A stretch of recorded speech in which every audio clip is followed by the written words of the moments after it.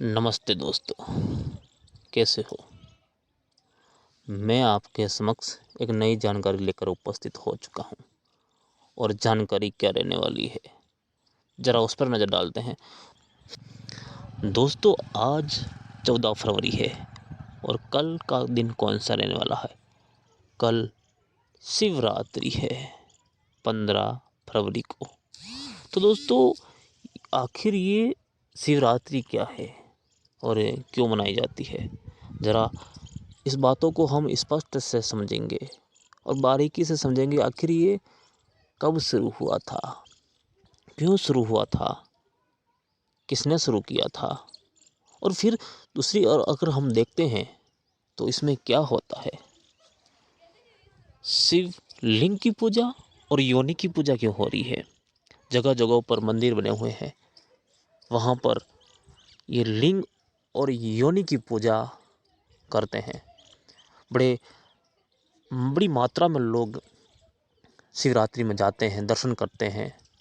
वहाँ वो पत्ते, फूल, दूध, दही चढ़ाते हैं, जल भी चढ़ाते हैं, तो जल अभिषेक भी होता है। तो ये प्रक्रिया जो है कल 15 फरवरी को वो ज़ोरों शोरों से जो है चीज़ों को मनाया जाएगा। परंतु ऐसा क्यों, और बहुत लोगों में ये मतभेद है कि लोग मंदिरों के अंदर भगवान शिव की मूर्ति नहीं पूजकर उनके लिंग और योनि की पूजा क्यों कर रहे हैं, क्या कारण हो सकता है। तो दोस्तों, आप बने रहिए इस वीडियो के साथ और वीडियो को अंत तक देखिए। कल शिवरात्रि है और आज इस खबर को आप लोगों तक पहुंचा जा रहा है, तो आप इस बातों को समझिए और आखिर क्या है शिवरात्रि। चलो आगे बढ़ते हैं। तो दोस्तों, अब प्रश्न उठ जाता है कि शिव क्या है और ये पार्वती, ये शक्ति क्या है, ये नाम कहाँ से आया, ये भी तो प्रश्न उठता है। तो इस सभी प्रश्नों का उत्तर आप लोगों को स्पष्ट दिया जाएगा। आप बिल्कुल ध्यानपूर्वक इस बातों को समझे, सुने और कहीं जाएगा मत, पूरे वीडियो के साथ बने रहिए। शिव का अर्थ होता है कल्याण, कल्याणकारी, और कल्याण का अर्थ आप लोग जानते होंगे। शिव का वास्तविक जो अर्थ है वो है कल्याण, लोगों के साथ कल्याण होना, ये शिव का अर्थ है। तो दोस्तों, समझ गए होंगे कि शिव का अर्थ होता है कल्याणकारी, यानी कि हर इंसान के जीवन में कल्याण जैसी चीज़ रहनी चाहिए, सुख शांति रहनी चाहिए, और शिव का अर्थ यही होता है। ठीक है ना। दूसरी चीज़ आपको ये बताई दे जाएगी कि शिव का उल्लेख कहाँ पर मिलता है, कितना पुराना उल्लेख है शिव का। जो शिव शब्द है उसका उल्लेख कितना पुराना है। तो शिव का जो उल्लेख है, जो वास्तविक में अगर देखा जाए तो हम अगर वेदों के अंदर अगर हम छानबीन करेंगे, खोज करेंगे कि क्या वेदों के अंदर शिव शब्द है कि ना है, तो उसमें आपको कच्छु एक भी शब्द नहीं दिखेगा कि इसमें शिव है कि ना है, शिव ना उसमें। उसमें सिर्फ रुद्र नामक एक व्यक्ति है जिसका नाम उसमें मिलता है, उसमें एक जिक्र मिलता है, सिर्फ रुद्र नामक। ठीक है ना। तो वेदों में आप कभी भ्रम में मत रहिए कि वेदों के अंदर भी शिव नाम का कोई युवक या कोई भगवान है, कदाचित नहीं ऐसा। सिर्फ एक रुद्र नाम का व्यक्ति मिलता है वेदों के अंदर। तो फिर भाई अगर हम देखते हैं वेदों के अंदर रुद्र नाम का कोई एक देवता है, क्रोधित देवता बताया गया है, तो फिर ये जो शिव शब्द है ये कहाँ से आया है। मैं बताता हूँ। लोगों ने उलट पुलट किया, उसमें हेरा फेरी कर दी। वेदों के अंदर जो रुद्र नाम का जो व्यक्ति है उसी को दूसरी बुकों के अंदर उन्होंने शिव नाम घोषित कर दिया, शिव नाम लगा दिया, यानी कि रुद्र से ही एक शिव नाम प्रकट किया, यानी कि बनाया और फिर किताबों के अंदर छाप दिया। वही जो शिव है आज के लोगों के दिमाग में एक शिव भगवान, परंतु वेदों के अंदर कोई शिव नाम का व्यक्ति या भगवान नहीं है। अब हम समझते हैं कि आखिर ये शिव क्या है। तो शिव को समझने के लिए हमें बहुत सारी चीज़ों को समझना पड़ेगा। प्रथम जो एक चीज़ है उसको हम समझेंगे, वो है शिवलिंग और योनि की पूजा क्यों की जाती है। ये एक मेन जड़ है। यहीं से हम मालूम लगा सकेंगे कि ये शिव क्या है। शिवलिंग से ही और शिव लिंग और योनि से ही हम मालूम कर पाएंगे, क्योंकि ये प्रारंभ शिव लिंग से कुछ प्रारंभ हुआ है। ये लोगों ने जो भी कुछ यहाँ पर शुरुआत की होगी तो इससे शिवलिंग और योनि से ही शुरू की है। तो शिव का अर्थ हम यही समझेंगे, और शिव क्या है वो इस बातों को हम इसके माध्यम से समझेंगे, शिवलिंग के माध्यम से हम समझेंगे। देखो, अगर हम बात करते हैं कि लोगों के दिमाग में कुछ बातें नहीं आती होगी पहले के युगों में, जब कोई अनादिकाल, जब कि पाषाण काल हो गया या फिर उत्तर पाषाण काल के समय पर, या फिर जो सिंधु घाटी सभ्यता के काल जब बीत रहे थे, जब ये लोग इतने बुद्धिमान नहीं हुआ करते थे, जब ये किसी चीज़ को नहीं नाप तोल कर सकते थे, मतलब सीधा कि कोई साइंस इतना नहीं था किसी लोगों के अंदर, लोग अंदाज़ा नहीं लगा पाते थे। तो उस समय लोगों ने सोचा होगा कि आखिर इंसान बनते कैसे हैं और इंसान पैदा कहाँ से हो रहे हैं। लोगों के अंदर दिमाग में कुछ बातें चलती होगी उस समय। लोग सोचते होंगे कि इंसान तो योनि से पैदा हो रहे हैं।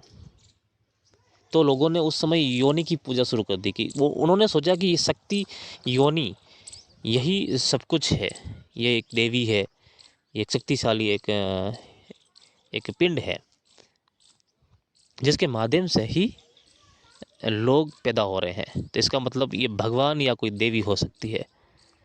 तो लोगों ने उस समय आदिकाल में, जब हमारे से पहले युगों में कई काल ऐसे बीते, समय बीता, जिस कालों में लोग इतने विकसित नहीं थे और न ही कोई बुद्धिमान थे, तो उस समय लोगों ने कुछ ऐसी कल्पना कर ली कि जिस योनि से बच्चा जन्म लेता है, उसी योनि को लोगों ने एक देवी, एक शक्ति का रूप दे दिया होगा। और यही जो प्रक्रिया है, ये एक क्षेत्रों के अंदर नहीं है, ये सभी कंट्रियों के अंदर होने लगी। लोगों को जैसे जैसे लोग विकसित होते गए, थोड़ी थोड़ी समझदारी लोगों के आती गई, तो उन लोगों ने एक आकृति बना दी, योनि की आकृति या लिंग की आकृति बनाई। फिर जगह जगह पर उन्होंने मानना शुरू कर दिया था उस समय कि जब थोड़े थोड़े लोग विकसित होने लगे, तब ये लोग यही समझने लगे कि आखिर इंसान इस चीज़ से बन रहे हैं और इसी चीज़ से इंसान पैदा हो रहे हैं। तो ये वाकई में कोई ऐसी शक्ति है जिसके माध्यम से ही लोग पैदा होते हैं, इंसान बनते हैं। तो बातों को दोस्तों जारी रखते हैं, आप बिल्कुल ध्यानपूर्वक इस चीज़ों को समझें, और हम आएंगे, इस बातों को ले आएंगे शिवरात्रि के यहाँ पर। तो हम शुरू से समझते हैं कि आखिर शिव क्या है और शिव कहाँ से आया, और ये शिव योनि की पूजा, शिवलिंग और योनि की पूजा कब से शुरू हुई है और क्यों शुरू हुई है। अब इसी में दूसरी चीज़ एक और ऐड हो जाती होगी कि जब लोगों ने ये सोच लिया होगा कि जब योनि की पूजा हम लोग कर रहे हैं, योनि से ही सारा जो जीवन, मनुष्य का जो जीवन है, जो एक जीवन दान हो रहा है, इसका अर्थात समझाता हूँ कि योनि से लोग प्रकट होते हैं, लोग बनने की प्रक्रिया योनि से होती है। परंतु जब लोग और ज़्यादा विकसित होने लगे, तो लोगों के अंदर एक दिमाग और आया कि अकेली जो योनि है उससे कोई भी मानव जीवन शुरुआत नहीं हो सकता है, कोई मानव जीवन प्रकट नहीं हो सकता है। लिंग के स्पर्श से ही या योनि और लिंग के मिलन से ही एक जीव की उत्पत्ति होती है। ये दिमाग में आ गया उन लोगों के, लोग समझने लगे चीज़ों को। लिंग और योनि के मिलन से ही जो एक जीवन की उत्पत्ति, एक मानव की उत्पत्ति होती है। तो लोगों के अंदर ये भी आ गया कि हम अगर पूजा करेंगे, आराधना करेंगे तो अकेली योनि की नहीं, हम सिर्फ लिंग एवं योनि की पूजा कर देते हैं। तो मामला जो बातें हैं कुछ ऐसी जो आपको समझ में आ रही होगी। दोस्तों, मैं जो बातें आप लोगों को बता रहा हूँ ये एक रिसर्च के ऊपर बात है। आप लोग खुद इस चीज़ों को समझिए। और ये जो शिव पुराण के अंदर भी कुछ बातें ऐसी लिखी गई है जो कि स्पष्ट आप लोगों को समझ में आ जाएगी। आप लोग पढ़िए उस चीज़ों को, जाकर उस चीज़ों को पढ़िए, आपको बिल्कुल साफ साफ उसमें लिखा मिल जाएगा। तो ये जो बातें हैं ये स्पष्ट आप लोगों के सामने की जा रही है। सच्चाई जो है वही आप लोगों के सामने की जाएगी। इसमें कोई दो राय वाली बात नहीं है, गुमराह नहीं किया जाता है। तो उस समय शिव लिंग और योनि की पूजा प्रारंभ हो चुकी थी। लोग जो सोच रहे थे कि ये शिवलिंग और योनि जो एक महत्वपूर्ण एक ऐसा पार्ट है जो कि संसार को बनाने में हेल्प करता है, संसार के लोगों को या मानव सभ्यता को बनाने में हेल्प कर रहा है। तो इसका अर्थार्थ है कि ये कोई शक्ति हो सकती है। शिव लिंग एवं योनि एक शक्ति हो सकता है। उसी के माध्यम से वहीं से दोस्तों एक आदिकाल से ये चीज़ें शुरू हो गई थी, शिव लिंग की पूजा करना। तो वहीं से शुरू है। तो वहाँ से शुरू होते होते आज तक हम देखते हैं, आज भी इस युगों में हम देखते हैं तो आज भी ये कायम है, बना हुआ। आज भी लोग यहाँ पर शिव लिंग और योनि की पूजा आज भी लोग हर मंदिरों में करते हैं, जहाँ पर शिवलिंग जो स्थापित कर रखा वहाँ पर पूजा आज भी होती है। तो दोस्तों देखते हैं आखिर और क्या क्या लिखा मिलता है। दोस्तों, आप लोगों ने एक बात अभी भी सुनी होगी, शिव शक्ति जो बात है शास्त्रों के अंदर भी वर्णन मिलता है और लोग भी कहते हैं कि शिव शक्ति के मिलन से ही संसार की रचना हुई है। ये बात आप लोगों ने सुनी होगी। और कुछ बातें ये सच भी है कि शिव शक्ति के मिलन से ही संसार की उत्पत्ति हुई है। और दूसरी चीज़ इसमें यह भी आती है कि शिव शक्ति के बिना अधूरे हैं और शक्ति शिव के बिना अधूरी है। ये भी बात सुनी होगी आपने। यहाँ अगर शिव अकेले कुछ कार्य करेंगे तो कुछ भी कार्य यहाँ पर असंभव जैसा होता है, नहीं होएगा कोई भी कार्य। और शक्ति अगर शिव से अलग रहकर कोई कार्य करेगी तो नहीं होगा, यानी किसी चीज़ की उत्पत्ति नहीं होगी, यहाँ पर कोई बनना नहीं होगा। तो इसीलिए शिव शक्ति का मिलना बहुत ही अनिवार्य होता है। जब शिव शक्ति मिलते हैं तभी एक नया जीवन प्रकट होता है और वो आज कायम है। तो बातों को समझिए दोस्तों।